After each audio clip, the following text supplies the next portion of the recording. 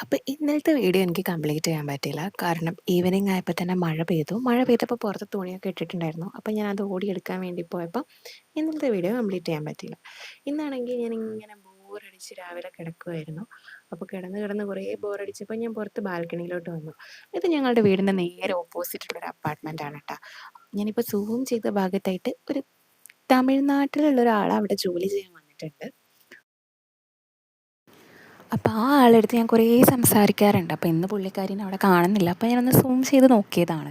എനിക്ക് എത്ര നന്നായിട്ട് തമിഴൊന്നും അറിയില്ല. പക്ഷേ അവിടെ ആർക്കും തമിഴ് ഒട്ടും അറിയില്ല കേട്ടോ. അപ്പോൾ ആൾ വന്നപ്പോൾ തൊട്ട് ഭയങ്കര ബോറിംഗ് ആണെന്നൊക്കെ പറഞ്ഞിട്ട് ഞങ്ങളിങ്ങനെ ഓപ്പോസിറ്റ് ബാൽക്കണിയിൽ നിന്ന് കണ്ടിട്ട് അപ്പോൾ അതൊക്കെ അങ്ങനെ നോക്കിയിരിക്കുമ്പോഴാണ് ഞാൻ ചെയറിലൊരു പൊതി കണ്ടത്. അതാണ് ഞാൻ ഇന്നലെ കഴിച്ച റംബൂട്ടാൻ്റെ ഒരു പൊതിയായിരുന്നു കേട്ടോ. അപ്പോൾ ഞാനത് എടുത്തു നോക്കി. ഞാൻ വിചാരിച്ചു അതിൽ റംബൂട്ടാൻ ഉണ്ട് ബാക്കി എന്നാണ് വിചാരിച്ചത്. ഇന്നലെ ഞാനും കഴിച്ചിട്ട് അവിടെ തന്നെ വെച്ചതായിരുന്നു. അപ്പോൾ ഞാനത് തീർന്നിട്ടുണ്ടാവുമെന്നൊന്നും വിചാരിച്ചില്ല. അങ്ങനെ ഞാനത് എടുത്ത് കവറിൻ്റെ ഉള്ളിൽ ഫുള്ള് നോക്കുമ്പോൾ ചെറുതായിട്ട് ഉറുമ്പൊക്കെ വന്നിട്ടുണ്ടായിരുന്നു. പക്ഷേ വെച്ചാൽ നല്ല റംബൂട്ടാനാകുമ്പോൾ നമുക്ക് കുഴപ്പമില്ലല്ലോ, പൊളിച്ച് കഴിച്ചാൽ മതിയല്ലോ. ഞാനിങ്ങനെ നോക്കിയ സമയത്ത് അതിലൊട്ടും ഉണ്ടായിരുന്നില്ല. എന്നോട് സത്യം പറഞ്ഞാൽ അതിൽ കഴിഞ്ഞതാണെന്നും കളയാനൊക്കെ മറന്നു പോയിട്ടുണ്ട്. മറന്നു പോയതില്ല, ഞാൻ വിചാരിച്ചാൽ അതിൽ ഇനിയും ഉണ്ടെന്നാണ് കേട്ടോ. പക്ഷേ അതിൽ സാധനം തീർന്നിട്ടുണ്ടായിരുന്നു. നമ്മൾ ഒരു 500 ഗ്രാം എന്തോ വാങ്ങിയിട്ടുണ്ടായിരുന്നു. പക്ഷേ ഇത്രയും പെട്ടെന്ന് തീരുമെന്ന് ഞാൻ